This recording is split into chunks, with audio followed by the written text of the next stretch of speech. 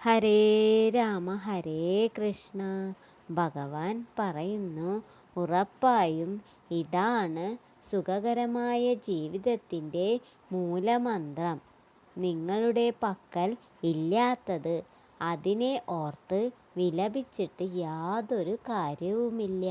നിങ്ങളുടെ ശ്രദ്ധ ഇപ്പോൾ കേന്ദ്രീകരിക്കുന്നത് നിങ്ങളുടെ കൈവശമുള്ളതിലാണ്.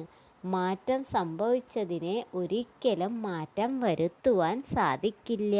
പക്ഷേ നിങ്ങൾക്ക് എന്തിനെ മാറ്റം വരുത്തുവാനാകുമോ അതിനെ മാത്രം ശ്രദ്ധ കേന്ദ്രീകരിക്കുക.